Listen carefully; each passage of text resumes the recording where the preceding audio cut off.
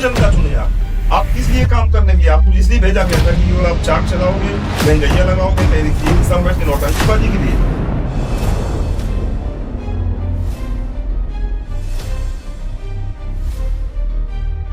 नमस्कार दोस्तों, आपका फिर से स्वागत है, अभिनंदन है आपके अपने चैनल लाइव विद अनुज में। अभी अपने पिछले पॉडकास्ट में देखा बिठूर विधानसभा के प्रत्याशी का पॉडकास्ट, लगातार कमेंट्स मिले, शेयर मिले और क्वेश्चंस के सवाल के जवाब भी आए और कई लोगों ने कॉल भी किया। आज हमारे बीच बैठे हैं सीधे सरल नेता, समाजवादी पार्टी महाराजपुर विधानसभा के पूर्व प्रत्याशी श्री मनोज शुक्ला जी, जिन्होंने पिछला चुनाव लड़ा और बहुत मजबूती से लड़ा, अच्छे वोट प्राप्त किए। अब की बार 2027 में भी आपके बीच वो प्रत्याशी रहेंगे। तो हम लोग आज करेंगे श्री मनोज शुक्ला जी से संवाद कार्यक्रम, जानकारी करेंगे विधानसभा में क्या काम हुए हैं, क्या नहीं हुए हैं, क्या विधानसभा के मुद्दे हैं, क्या विधानसभा की परेशानियां हैं, यूथ को लेकर उनकी क्या सोच है, महिलाओं को लेकर उनकी क्या सोच है। तो आज हम आपको मिलवाते हैं श्री मनोज शुक्ला जी से। जी मनोज शुक्ला। सभी लाइमलाइट विद अनुज के श्रोताओं को मैंने श्रोताओं को नमस्कार करता हूँ। मनोज शुक्ला जी, आप सबसे पहले, हम लोग अपनी सफर को शुरू करने जा रहे हैं, सबसे पहला सवाल आता है कि आप जैसे सीधे सरल व्यक्ति ने राजनीति को क्यों चुना और आज तक का आपका राजनीतिक जीवन क्या रहा? देखिए, सीधा क्वेश्चन तो इसका आंसर तो ये है कि सीधा सिंपल, या यूं कहें कि आज आवश्यकता है ऐसे लोगों को राजनीति में आने की। दोस्त तो सभी लोग मर देते हैं राजनीति में। आज किसी भी चाहे छोटा मतलब जैनजी जिसको बोलते हैं वो, या बड़े वाले लोग भी नेताओं को दोषी ठहराते। और खुद उनसे अगर कहा जाए कि आप आइए, आप आइए लड़िए आके, आप करिए, आप संभालिए, ये तो स्वाभाविक सी बात है। अगर अच्छे लोग नहीं आएंगे तो जिनको अवसर मिलेगा वही आ जाएंगे।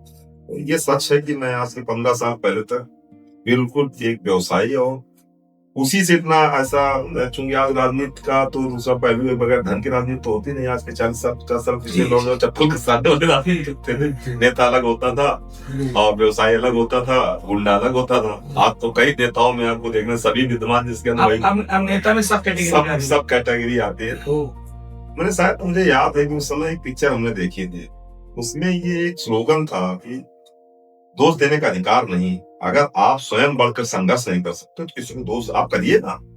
आज की स्थिति में ये कोई भी अच्छा संपन्न व्यक्ति या अच्छा, कल तो आना जब कोई माता पिता भी अपने पढ़े लिखे बेटो आईएएस बनाना पसंद करेगा, पीसीएस बनाना पसंद करेगा, डॉक्टर बनाना पसंद करेगा, लेकिन राजनीति से पैसे में नहीं लाना चाहिए, नेता नहीं। जबकि ये विडंबना का विषय है कि नेता ही वो चप्पल खसकाने वाला व्यक्ति, वो क्लास के सबके पीछे पढ़ने बैठने वाला लड़का, जब वो नेता बन जाता है तो आईएएस और पीसीएस, आप सब देख रहे हैं कि आईएएस पीसीएस उनके लिए कुर्सी की व्यवस्था आईएएस पीसीएस करते हैं। तो और जितने भी जो सामाजिक जीवन के लिए जो जरूरी चीजें, यही लोग निश्चित करते हैं जाके विधानसभा में या राज्यसभा में, लोकसभा में बैठ के यही लोग तो नियम सिद्धांत बनाते हैं। उसी उनको सारे लोगों को जीवन यापन करना होता है। तो मुझे लगा, जब रोटी दाल से ऊपर उठा, बड़े न्यूनतम स्तर से मैंने शुरुआत की, तो मुझे लगा कि नहीं, कुछ ऐसा हो।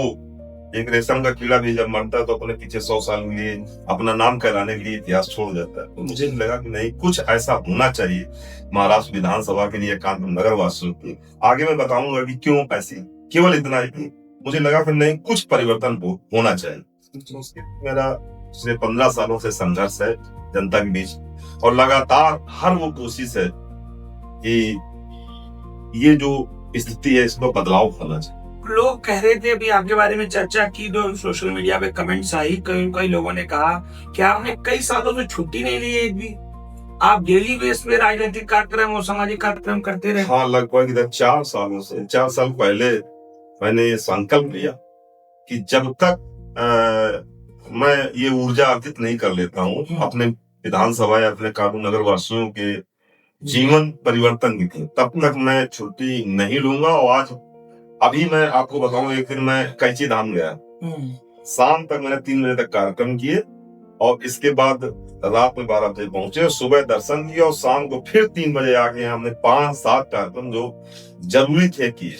वो संकल्प है, वो मैं टूटने नहीं दूंगा। और ये अनुशासन है मेरे जीवन का। ओके। और इसके लिए केवल एक रीजन है कि कैसे हम अपने जो आने वाली जनजी है, आने वाले जो हमारे नौजवान हैं, इनके लिए क्या कुछ करें। आज आप देख रहे हैं हमारी महाराष्ट्र विधानसभा की स्थिति बहुत है, करने उसे कानपुर नगर ही इस स्थिति से जूझ रहा है। हमारे यहाँ तो आप देखिए जो आवश्यकता है उनके लिए भी कोई संघर्ष नहीं। हमारे मान लीजिए हमारे जो प्रतिद्वंदी हैं सतीश महाना जी, वहां से विधायक हैं, उनके लोग कुछ अपना 9 बार के विधायक, 7 बार के विधायक अपना।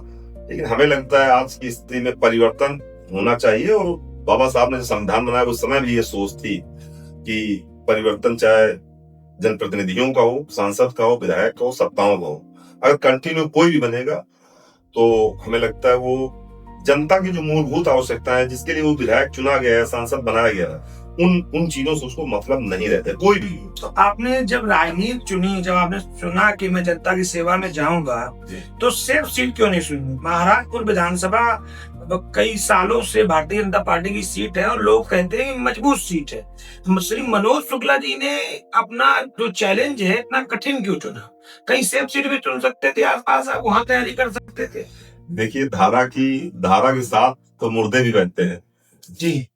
मजा तो तब है धारा के विपरीत बहकर अपने आप को सिद्ध करो। और मैं आपको अपना इतिहास बता दूं, वो मालूम भी है, बड़े न्यूनतम स्तर, बड़े निचले स्तर से मैंने आर्थिक रूप से संघर्ष किया और इसके बाद आज ये स्थिति है। तो और मैं महाराष्ट्र विधानसभा का, मेरे लिए जननी जन्मभूमि स्वर्ग मेरे लिए मेरी जन्मभूमि ही स्वर्ग से बड़ी, ये मेरा मानना है।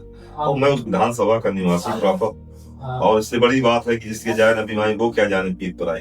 ऐसा व्यक्ति नहीं जान सकता है, जो बाहरी व्यक्ति होगा वो आगे क्या करेगा। मुझे मालूम है कि हमारी विधानसभा में कैसे प्लाट 100-100, 200 गज लोग गांवों से लेके यहाँ बनाए, यहाँ क्या सोच किया है कि अपने बच्चों केवल एक उद्देश्य, गाँव से यहाँ से अच्छा विकास गाँव का, यकीन मानिए यहाँ से अच्छा विकास गाँव का है। रोड और लाइट की बात करते हैं आज, लेकिन हमारी विधानसभा की स्थिति जो 100 गज का 50 गज का प्लाट गांव से लेके यहाँ रहा है, उसका एक सपना है कि हम अपने बच्चों को पढ़ाई करें, हम अपने बच्चे हमारे पढ़ सके, अच्छा माहौल मिले, अच्छा एनवायरनमेंट मिले, अच्छे से वो अपने जीवन में स्टैब्लिश हो। लेकिन सापेक्ष उसके मिला क्या?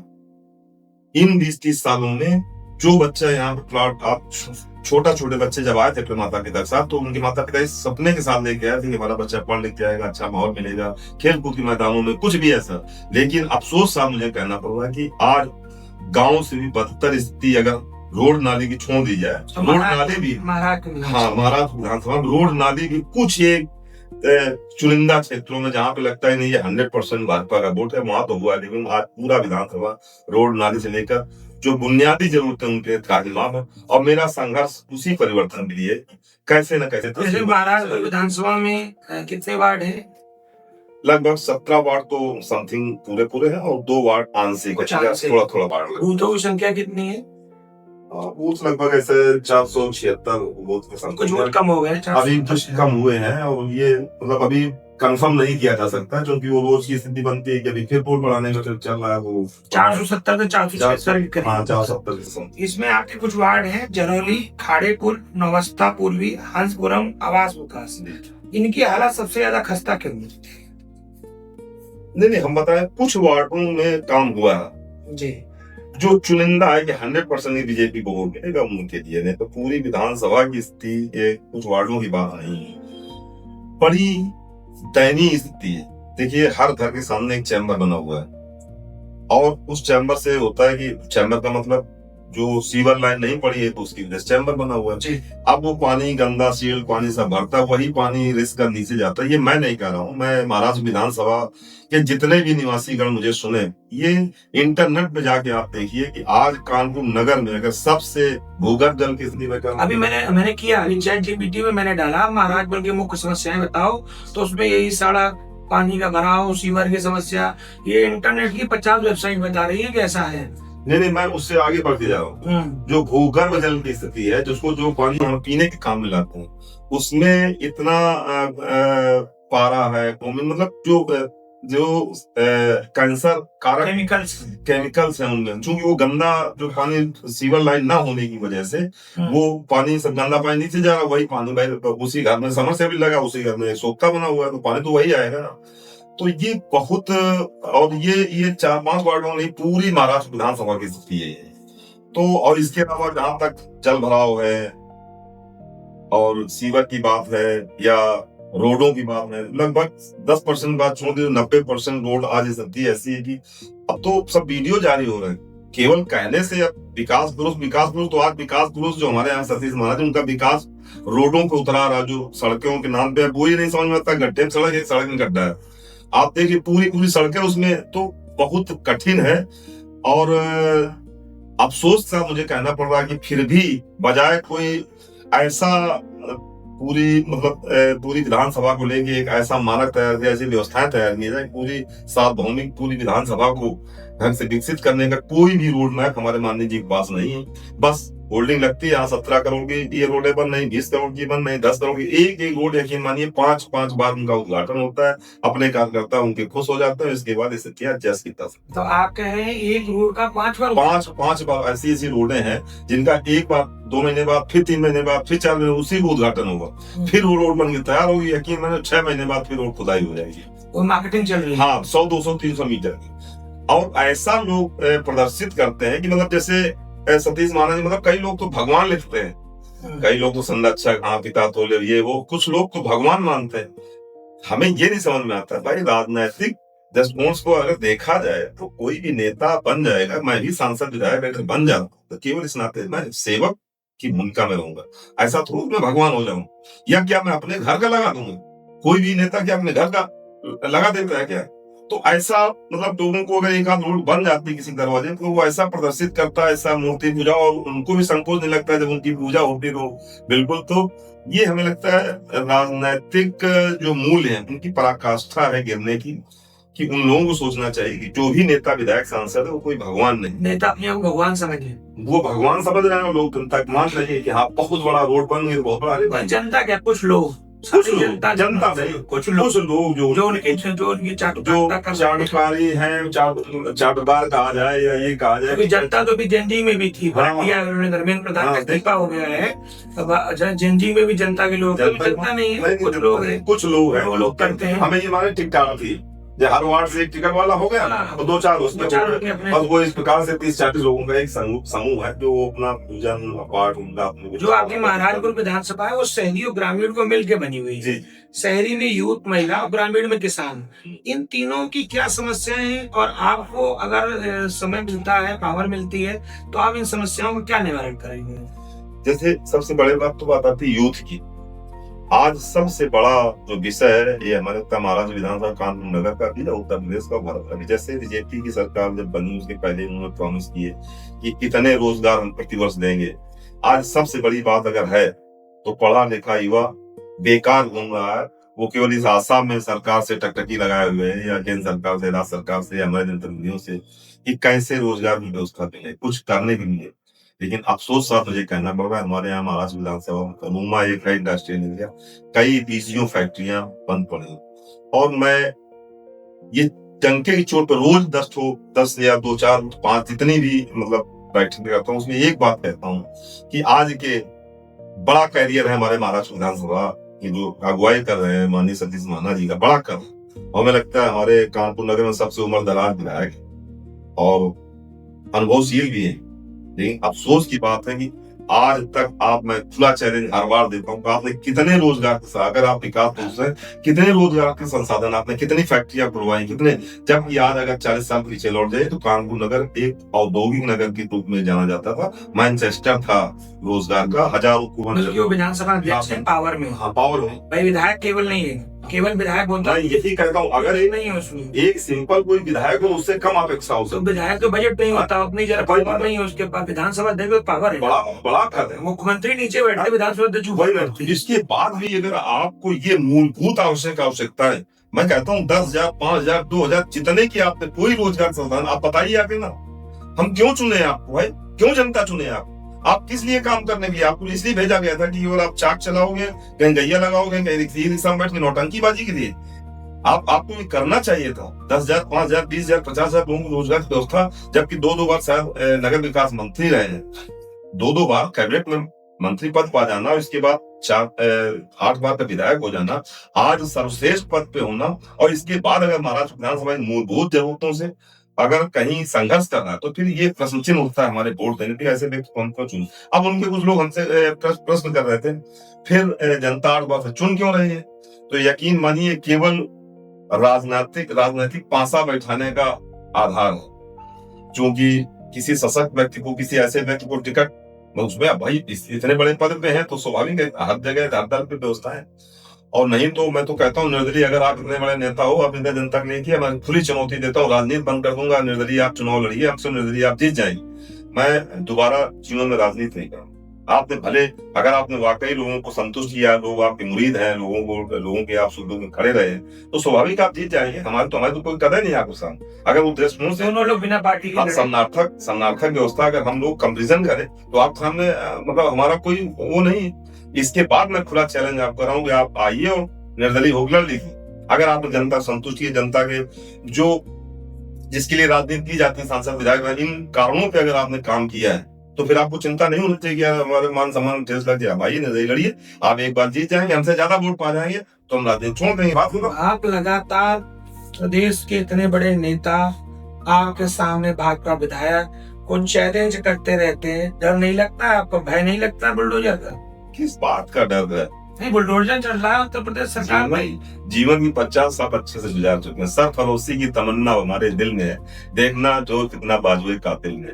अगर ये संघर्ष आप सोच के देखो, अगर ये संघर्ष हुआ आज, तो फिर भी हम तो समझते हैं कि कुछ भी हो, राजनीतिक प्रतिद्वंदी हो सकते हैं, लेकिन हमारी कोई दुश्मनी तो नहीं। भाजपा के विधायक है, बुलडोजर चल रहा है, ठीक बात, बुलडोजर मैं भी देख रहा हूँ, मुझे डर नहीं है, क्योंकि हम राम प्रसाद बिस्मिल के वंशज हैं, हम चाणक्य के वंशज हैं, हम गुरु संदीपन के वंशज हैं, भगवान परशुराम जी के वंशज हैं। डर की कोई बात नहीं, ना ऐसा कोई सोच में है कि डरने वाली क्या बात है। जो हम किसी की व्यक्तिगत बात नहीं कर रहे हैं, जो राजनीतिक मूल्य है जिसके लिए आप सांसद विधायक जनता ने बनाया है, अगर विचारधारा की लड़ाई, उसके लिए काम आपको करना चाहिए। और आज हमारी विधानसभा को छोड़ दीजिए, कानपुर नगर पूर्णतया विकसित हो सकता था अगर इन जैसा निकम्मा व्यक्ति न होता। मैं सच कह रहा हूँ, निकम्मा मतलब क्या मतलब है आपका? आप इतने बड़े पद पे आसीन हो, इसके बाद अगर कानपुर नगर में हजारों लाखों लोग बेरोजगार घूम रहे हैं रोज, ये सबसे बड़ी समस्या अगर कानपुर नगर की है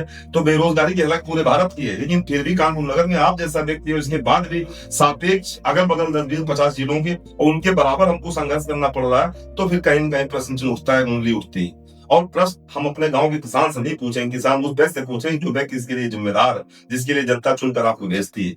मैं विशेष तौर पर जनता से कहना चाहता हूं कि आज जरूरत है परिवर्तन में। आप परिवर्तन करेंगे तो निश्चित मनोज शुक्ला हो सकता है आपकी अपेक्षाओं में खरा न उतर पाए 5 सालों में, तो दोबारा हम आपसे वोट मांगने नहीं आएंगे। लेकिन ऐसे निकम्मे व्यक्ति को भी सोचने मजबूर है, जो उनके साथ लगे हुए कह रहे हैं कि नहीं, वो तो अगर ऐसा ना होता तो 8 बार के विधायक क्यों होते? उनको समझ में आया तो 8 बार के विधायक लोग किया क्या? तो ये मेरा विशेष जनता से भी कहना है कि आप लोग भी इस पे समीक्षा के आधार पर करिए।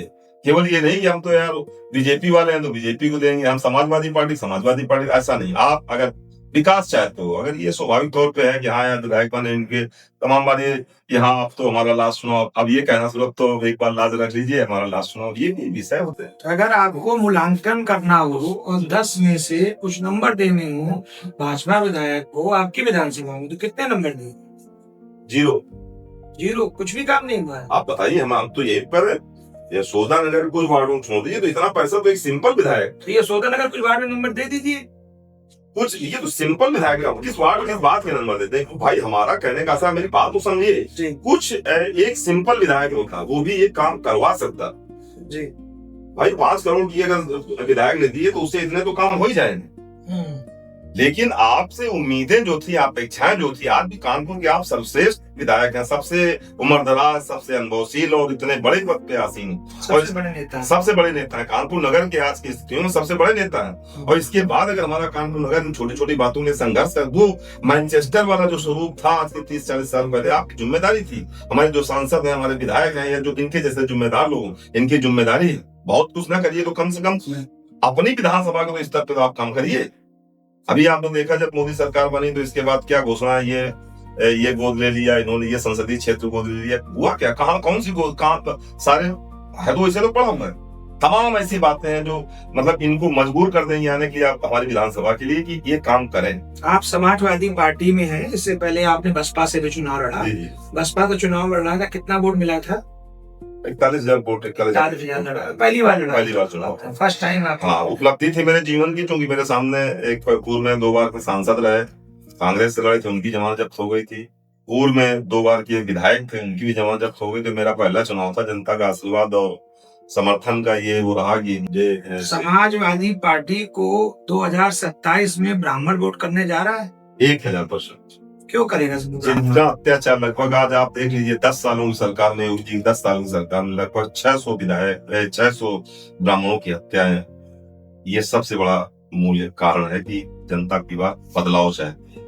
आप बताइए, वो खुशी दुबी जैसी बिटिया अगर एक दिन की घर में जाके बहू बन जाएगी, उसको आप 4 साल 5 साल, आपके जितने, ये मुझे बड़े दुखी मन से कहना पड़ रहा है, आपने भी संघर्ष किया, 10 मुकदमे योगी जी पे लगे, जब आप बने मुख्यमंत्री को हटा दें, उस बिटिया क्या दोस्त था? या पूर्वांचल के विधायक ने, उनका बेटा अमेरिका से पढ़ गया, आज वो जेल में पड़ा हुआ है, उसका क्या दोष है? क्या टारगेट से ब्राह्मण है? नहीं, वो आता नहीं, बात हमारे राष्ट्रीय अध्यक्ष ने, आपने भी सुना होगा, उन्होंने कहा, तो वो क्या, ये तो कारण है, वो क्या है ब्राह्मणों के खिलाफ, आप सब कुछ समझ रहे, सब कुछ जान रहे, जनता घर तक अगर जागरूक ब्राह्मण को देख रहा, समझ रहा। और जबकि हमें लगता है कि स्वतंत्रता का जो संघर्ष था, या इसके अलावा जो भी सामाजिक राजनीतिक जितने भी संघर्ष होते हैं, ब्राह्मण बढ़ चढ़ के हिस्सा लेता है। और आज ब्राह्मणों के साथ अन्याय अत्याचार हर व्यक्ति समझ रहा है कि क्या चल रहा है देश। और इन 5 सालों पर लक्षित हुआ, जगह जगह 5 सालों जगह जगह संघर्ष हो, चाहे कानपुर देहात की घटना हो, तमाम ऐसी घटनाएं जिनसे परिलक्षित हुआ कि ये राष्ट्र विरोधी तो है ही सरकार, ब्राह्मण विरोधी खासतौर। यूजीसी का क्या फर्क पड़ेगा 2027 के आने वाले चुनाव में? इसके पहले भी इन्होंने लगाया था आपका हरिजन एक्ट, तो बाद में पैंजी आई, पैंजी ने उनसे सुधार दिया।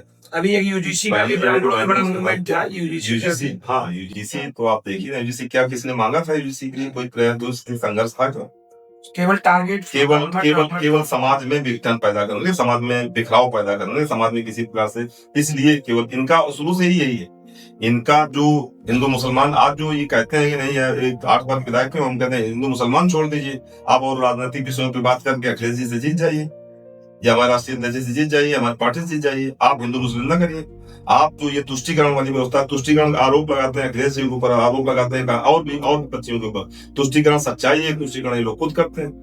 अच्छा, आपके विपक्ष के नेता उन्होंने कहा कि जिसने मन से चंदा नहीं दिया, श्रद्धा से चंदा नहीं दिया, उसका पैसा चोरी हो गया। आपने चंदा दिया था जी, मन से दिया था, श्रद्धा से, आपका तो नहीं चोरी हो गया है। देखिए, ये बड़ा शर्मनाक है और निर्लज्जतापूर्ण नहीं, ये सवाल है, जवाब दिया है उन्होंने, तो मैं ये जानना चाह रहा हूँ, आपका पैसा सही था, मतलब श्रद्धा से दिया था? ये हमें लगता है राजनीतिक मापदंड की पराकाष्ठा है, एक अहंकार है, जहाँ पर पहुंचकर अब जैसे माननीय मोदी जी, आपको याद होगा, कह रहे थे नाम के लोग सीधे पैदा हुए, तो वही याद है, अवतार है, वही नक्शे कदम पर ये भी चल रहे हैं कि उनको भी ये इतनी बड़ी बात की, मतलब हमारा चंदा लगा हुआ है, हमें दिखाई पड़ रहा है, और लोगों श्रद्धा से नहीं, तो गलत दिया, चोरी का पैसा दिया है, पैसा या श्रद्धा से नहीं, निष्ठा से नहीं, समर्पण से नहीं। करोड़ों रुपए चोरी हुआ है, तो वो सब चोरी का समर्पण भाव से ले दिया, तो दबाव, मतलब बजाय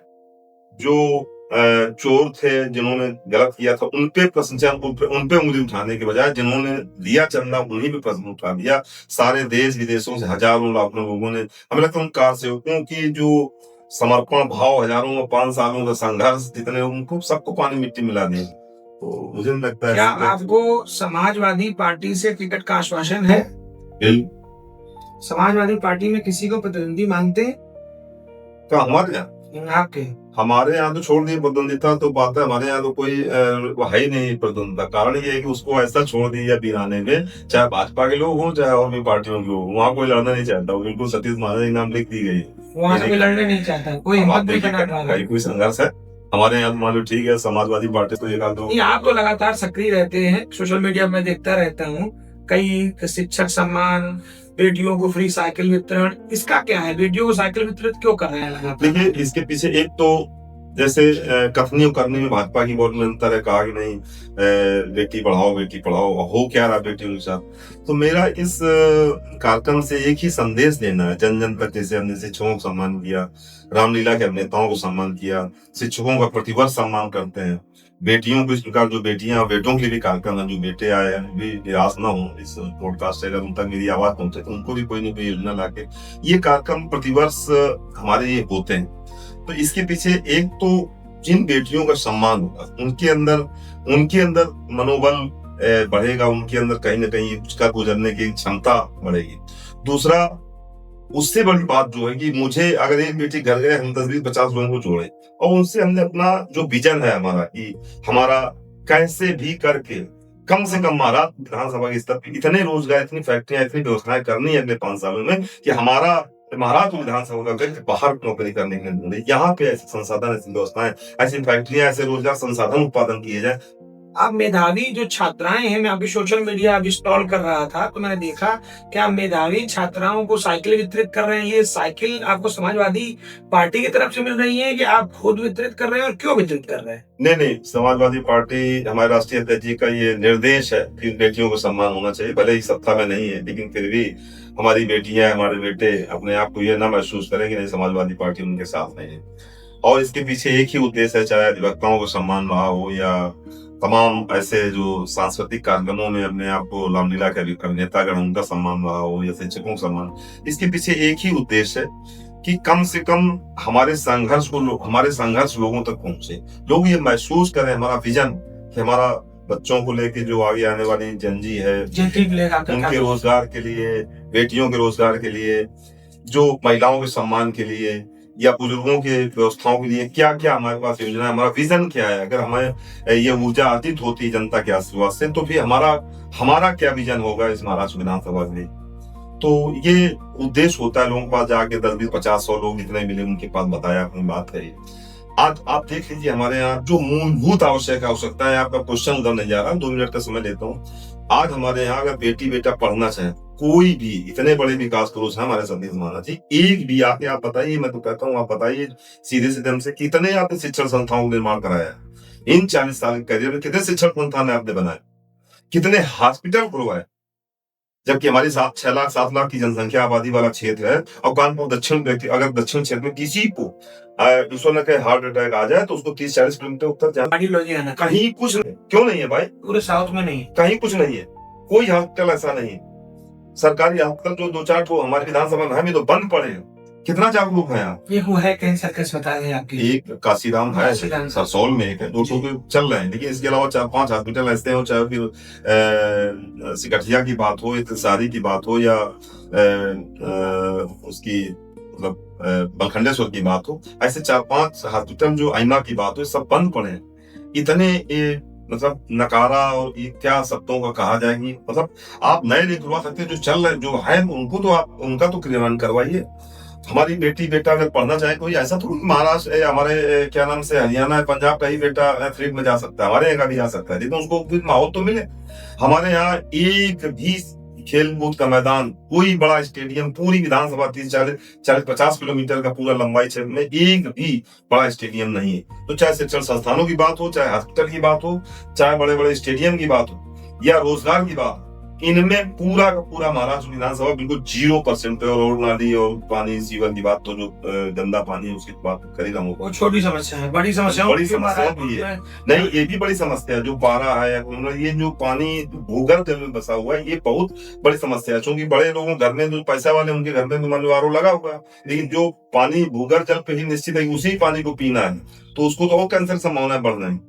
तो और जब ये मान लीजिए आए 2012 में, इन्होंने प्रॉमिस किया था कि कैसे भी करके 100 रुपए 150 रुपए करके हर घर का बेटरमेंट निश्चित करवा के और पूर्णतया विकास करा के इस विधानसभा का समुचित एक आदर्श विधानसभा बनाएंगे। और 15 साल बीतने के बाद आज क्या इसे विधानसभा बना जी, ये बड़ी सोचने वाला विषय। 5 साल अगर आप विधायक हो जाते हैं, 5 साल विधायक रहते हैं, तो आप ऐसा क्या काम करेंगे कि लोग मनोज शुक्ला जी को हमेशा याद रखें? देखिए एक बात तो आप समझ लीजिए, 40 साल बनाम अब हमारी उम्र अभी मान लो 50 साल है, 40 साल से विधायक है, 70-75 साल उम्र है। आपको अगर ये कहा जाए कि मंदिर में फूल चढ़ाना है, तो आप ताजा फूल चढ़ाएंगे? बस ताजा चढ़ाएंगे, अच्छा। तो ऐसे जिसको आपने 40 साल से देख लिया है, ऐसे व्यक्ति को जिसको आपने समझ लिया कि क्या क्रियान्वयन है, क्या इनका विजन है, सब कुछ है, तो अगर आप परिवर्तन करेंगे तो आपकी विधानसभा में परिवर्तन दिखाई पड़ेगा। मैं 5 साल मांग रहा हूँ अपनी जनता से, देवतुल जनता से कहना चाहता हूँ, अगर 5 सालों में आपको परिवर्तन दिखाई पड़े तो मनोज शुक्ला की बकौती नहीं है, हम जागीर नहीं समझेंगे, जैसे हमारे सतीश महाना जी जागीर समझ रहे हैं कि 40 साल से खुद विधायकी किए हैं और इसके बाद अब लड़के को अपने आगे बढ़ा रहे हैं कि सारी जितनी उपयोगिता है, जितनी मतलब समझिए कि विधायक बनने के लिए जो भी अपॉर्चुनिटी चाहिए, जितना विवेक चाहिए, सब कुछ योग्यताएं मान्य जी के लड़के के पास दूसरा कोई नहीं है। और उसका कारण ये रहा कि जाने के लिए प्रतिभाएं 40 सालों में केवल उठे राजनीतिक रूप से और एक वो पार्षद बनकर वो खत्म कर दबा दी और उन पार्षदों को खत्म कर, जबकि उनके अंदर इनसे अच्छी योग्यताएं थी, लेकिन उनको अब चूंकि मतलब अब जागीर समझ रहे हैं कि भाई जागीर है तो जागीर कहाँ जाएगी, जबकि बाबा साहब ने संविधान बनाया तो विशेष तौर पर रानी की पेट से राजा नहीं पैदा होगा, लेकिन हमारी विधानसभा में यही स्थिति बन रही है, समीकरण बनाया जा रहा है कि रानी के पेट से रानी की पेट से राजा पैदा हो, ये तो मना कर दिया गया था, ये अभी भी है, मतलब ये हमारे यहाँ यही होने वाला, यही करने वाले हो, लेकिन ऐसा जनता होने नहीं चाहिए। आपका एक वार्ड है, वार्ड 51 हंसपुरम जी, इसमें सीवर की बहुत समस्याएं हैं और एक कमेंट अभी फेसबुक पर मैंने पढ़ा आपके में कि सीवर किसी मंदिर तक जा रहा है, इसमें क्या सच्चाई है? नहीं, हमें लगता है ये एक वार्ड की नहीं है, पूरी विधानसभा की स्थिति, कहीं भी सीवर नहीं है। हमारी विधानसभा में कहीं सीवर लाइन, किसी ने व्यक्तिगत कोई सोसाइटी बना ली हो तो सोसाइटी भर का अगर 2-4 10 बीघा 20 बीघा उसे डेवलप किया हो, अपना बना लिया, जैसे हमने कई सोसाइटी डेवलप की है, वहां पे अपना सीवर लाइन बना दी, वो अलग बात है। लेकिन सामान्यतः पूरी विधानसभा का वही पानी का जो हमारा सीवर है वो नीचे जा रहा है, उसी से पानी ऊपर आ रहा है, सीवर कहीं नहीं पड़ा, तो कहीं तक भी जा रहा है। हाँ कहीं भी पड़ा नहीं, मतलब जो सरकारी कॉलोनी है उनमें भी सीवर पड़ा हुआ है, थोड़े से एक मतलब आप एक जरूरी साइड पे रख लीजिए, कुछ हमारे गंगा कॉलोनी वहाँ कुछ जगहों पे सीवर है, तो इसका सीवर पहना है, सोसाइटी क्षेत्र बिल्कुल इससे बड़ा सबसे बड़ी समस्या है। हाँ 70-80% सोसाइटी क्षेत्र है, तो कहीं भी सीवर नहीं। तो आप अगर विधायक बनते तो प्रथम 100 दिनों में कौन सी 5 ऐसी मुख्य समस्याएं हैं जो महाराजपुर में इम्प्लीमेंट करेंगे? नहीं, सबसे पहले तो रोजगार की व्यवस्था। कैसे करेंगे? विधायक में रोजगार की व्यवस्था करने का ये विजन की बात है। देखिए अगर कुछ करना चाहो, जैसे हमने हमारा सोच थी 15-20 साल पहले कि हमें जनता के कुछ करना है, तो आज कम से कम हम इस स्तर पर है कि हमने पिछला चुनाव लड़ा, पहला चुनाव लड़ा और हमारा 2nd नंबर था, जनता का आशीर्वाद मिला तो निश्चित ही तो एक नहीं होता, जब करने के लिए आप उद्यत होंगे, करना चाहेंगे, हम तो पहले चलो हम तो मान लो हम तो करें, हमारा संकल्प भी हम करेंगे, जो कर सकते हैं, जो 40 साल से आपने समय दिया वो नहीं किया तो आप कौन सा उनका क्या कर लो, वो तो ये तो सिद्ध हो गया कि नहीं करना चाहते हैं, अकर्मठता है।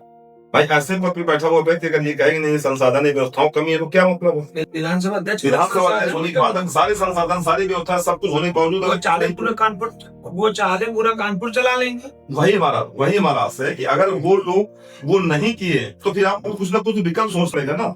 तो मेरी सोच में ये, मैं केवल मेरा संघर्ष इस बात के लिए नहीं है कि मैं विधायक बन जाऊं, सांसद बन जाऊं, ऐसा कुछ नहीं। ईश्वर के ऊपर से खूब हमने इतने अपने 50 साल के करियर में अच्छे से व्यवस्था बना ली, अच्छा से जीवन जी सकता हूँ, लेकिन केवल एक बात है कि कैसे भी हो इस महाराज आग तेरे सीने में नहीं तो मेरे सीने में आग चलनी चाहिए। तो वो स्थिति एक तस्वीर बदलने की है, वो तस्वीर किसी भी संघर्ष किसी भी स्तर तक संघर्ष करना पड़े। बल्कि हम जब राजनीतिक शुरुआत की है समाजवादी पार्टी में 2021 में, जब हमने समाजवादी पार्टी ज्वाइन की तो माननीय पहली भेंट पर माननीय राष्ट्रीय अध्यक्ष से बात हुई, हालांकि 2022 में हमें टिकट नहीं मिला, वो अलग बात थी, लेकिन ये बात उसी समय निश्चित हो गई थी कि नहीं एक समुचित व्यवस्था बनाकर पूरी महाराष्ट्र विधानसभा के लिए काम करना है, चाहे रोजगार की बात हो, चाहे जल निकासी की बात हो, चाहे सीवर लाइन की बात हो, चाहे बेटरमेंट की बात हो, ये मूलभूत आवश्यकता है। इसके लिए मेरा संघर्ष है और ये आपको दिखाई पड़ेगा अगले 5 सालों में परिलक्षित होगा कि नहीं ये काम हुए। और नहीं होगी तो आपने कहा मैं वोट मांगने दोबारा नहीं आऊंगा, मैं दोबारा वोट मांगने कहीं जाऊंगा नहीं आऊंगा। अगर जनता 5 साल में मेरे कामों से सेटिस्फाइड नहीं होती है तो मैं आपके दरबार दोबारा वोट मांगने नहीं आऊंगा। दोबारा वोट मांगने नहीं, अगर मैं आता हूँ तो मैं काम करके आपको दिखाई पड़ेगा नहीं ये परिवर्तन। कोई आपका संदेश हो महाराजपुर विधानसभा को लेके, हम लोग समापन की ओर चल रहे हैं, तो एक संदेश आप दीजिए फिर हम लोग समापन करेंगे। देखिए मेरा महाराजपुर की देवतुल जनता से एक ही आपको संदेश है या एक ही आग्रह है कि सड़ा हुआ पानी भरा हुआ पानी सड़ जाता, लेकिन बहता हुआ पानी सदैव निर्मल रहा। आप लकीर के फकीर न बनिए। आप लोकतंत्र में संवैधानिक दृष्टिकोण से जो आपके अधिकार हैं और जो आपके दायित्व हैं इन पे आप अवलोकन करिए, समीक्षा करिए कि केवल रोड और नाली बन जाने से कुछ क्षेत्रों में, भी पूरी नहीं, कुछ क्षेत्रों में बन गई है, तो उनसे क्या संतुष्ट है? क्या आपकी आने वाली पीढ़ियां इसी रोड नाली के सहारे जी लेंगी? इनको रोजगार नहीं चाहिए, इनको अच्छे अच्छे शिक्षण संस्थान नहीं चाहिए, इनको बड़े बड़े खेलकूद के मैदानों में, जिन पर अंतर्राष्ट्रीय स्तर पर हमारे बच्चे खेलकूद के नाम जगत में अपना नाम अर्जित कर सके, ऐसा नहीं चाहिए। हमारे जो बुजुर्ग हैं, हमारे बेटे बेटियां, इनको अच्छे अच्छे हॉस्पिटल्स नहीं चाहिए। अगर चाहिए हो तो परिवर्तन करिए, क्योंकि साल 2 साल आदमी जाने बसे, सोना जाने कसे, 40 साल से जिस व्यक्ति को देख लिया अपनी जीवन के अवसान की तरफ बढ़ रहे हैं हमारे सतीश महाना जी, अगर आपने लगता है कि नहीं इनमें अभी काबिलियत है, ये कर लेंगे, जब 40 साल में व्यक्ति ने नहीं किया तो आप अवसान की तरफ बढ़ रहे थे। आपको शायद मालूम, हमारे महाना जी को ओपन हार्ट सर्जरी हुई है, तो आज तक 40 सालों में कभी ये टहले वाले नहीं, लेकिन अब डॉक्टरों के उस पे ये टहले निकलते हैं, तो उसको भी ये बुलाने के उसमें लगे हुए हैं कि नहीं हम तो जनता से मिल लेंगे। आप 40 साल करियर में कब टहले हैं, कब लोगों से मिले हैं? बड़े हुए का होता जैसे पेड़ खजूर पक्षी की छाया नहीं, फल ला गए थे धूप। तो ऐसा हमें परिवर्तन करना चाहिए। और बाबा साहब का भी संदेश था कि परिवर्तन होते रहना चाहिए, चाहे सरकारों का हो और चाहे ऐसे ऐसे जो नेतृत्व कर रहे लोग हैं कि जिनका एक कदम केले के शक्ल में है, एक आप समझ सकते हैं कहाँ पे। तो ऐसे लोगों से अगर निजात चाहिए, अपना विकास चाहिए, तो एक बार परिवर्तन करिए। अगले 5 सालों में आपको दिखाई पड़ेगा कि नहीं परिवर्तन हुआ है। बहुत बहुत धन्यवाद। जय हिंद, जय भारत, जय समाज।